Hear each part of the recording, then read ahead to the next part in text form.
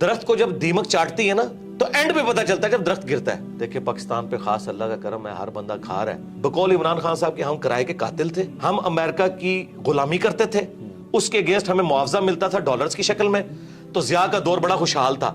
حالانکہ کوئی ترقی نہیں ہوئی اس دور کے اندر.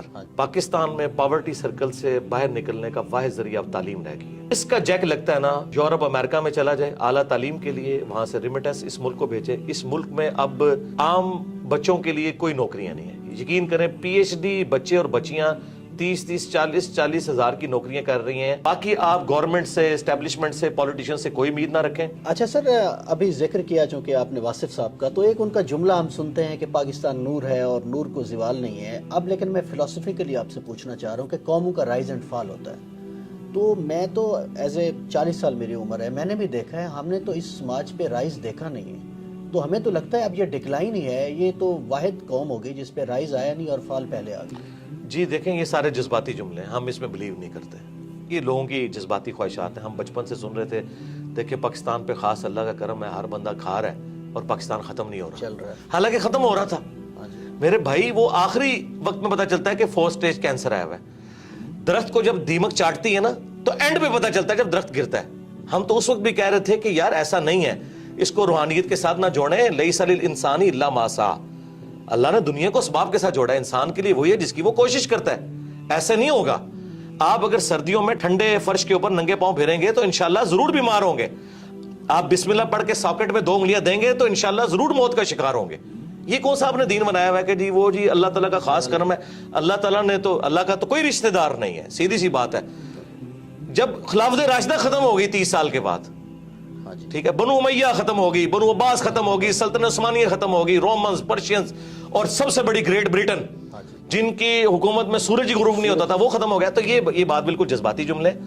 یہ جو پاکستان چل رہا تھا نا ابھی, وہ چل رہا نہ تو دعاؤں کی وجہ سے چل رہا تھا اور نہ یہ تھا کہ وہ ترقی کر رہا ہے. ہوتا یہ تھا بقول عمران خان صاحب کے ہم کرائے کے قاتل تھے, ہم امریکہ کی غلامی کرتے تھے, اس کے اگینسٹ ہمیں معاوضہ ملتا تھا ڈالرز کی شکل میں, تو ضیاء کا دور بڑا خوشحال تھا. حالانکہ کوئی ترقی نہیں ہوئی اس دور کے اندر. ہمیں باہر سے مل رہا تھا, بلکہ ہمیں یہ بیساکھیاں لگائی گئی ہیں. مشرف کے دور میں کہتے ہیں جی دیکھیں جی 10 سال تک 60 پہ رہا ڈالر. وہ اس لیے نہیں رہا کہ مشرف نے کوئی یہاں فیکٹریاں لگا دی ہیں یا کچھ کنٹریبیوٹ کیا اس نیشن کو. جی ڈالر, آج بھی سرکار ڈالر آ جائیں تو دیکھیں ملک دوبارہ خوشحال ہو جائے گا. لیکن میں یہ کہتا ہوں اللہ نہ کرے کہ اب اس طرح کے ڈالرز آئیں. ہمیں ایک بار اس بستی میں گریں گے پھر اٹھیں گے اگر اٹھنا چاہیں گے, نہیں تو ضروری نہیں ہے.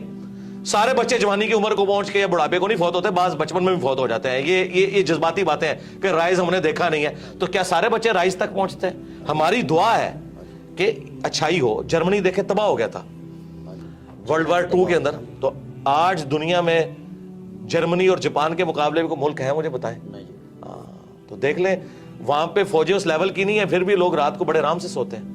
بس آخری سوال ہے سر, نوجوان جو ہیں اس ملک کے وہی وارث ہیں اور وہی تعداد میں سب سے زیادہ ہیں.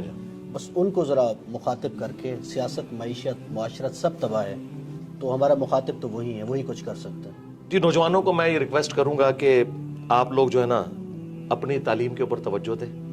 پاکستان میں پاورٹی سرکل سے باہر نکلنے کا واحد ذریعہ اب تعلیم رہ گئی ہے. جس کا جیک لگتا ہے نا, یورپ امریکہ میں چلا جائے اعلیٰ تعلیم کے لیے, وہاں سے ریمیٹنس اس ملک کو بھیجے. اس ملک میں اب عام بچوں کے لیے کوئی نوکریاں نہیں ہیں. یقین کریں پی ایچ ڈی بچے اور بچیاں 30-40 ہزار کی نوکریاں کر رہی ہیں ڈیٹا انٹری آپریٹر کے طور پہ. اور اتنا دکھ ہوتا ہے جس کے پاس ریسورسز ہیں, جسے اسکالرشپ ملتا ہے, ملک سے نکلے اور یہاں پہ ریمیٹنس بھیجیں. میں یہ نہیں کہہ رہا کہ آپ ملک ہی چھوڑ دیں, یہاں پہ اپنے ریمیٹنس بھیجیں, اس ملک کی ترقی میں آپ کردار ادا کریں. اور یہ کوئی عیب والی بات نہیں ہے. اس وقت بھی آلموسٹ 1 کروڑ کے قریب پاکستانی باہر کے ملک میں بیٹھا ہوا ہے. اور اپنی تعلیم کے اوپر توجہ دیں. اور اگر کسی کے والدین کا کوئی کاروبار ہے تو تعلیم کے ساتھ اس کاروبار میں بیٹھنے میں کوئی آر محسوس نہ کریں.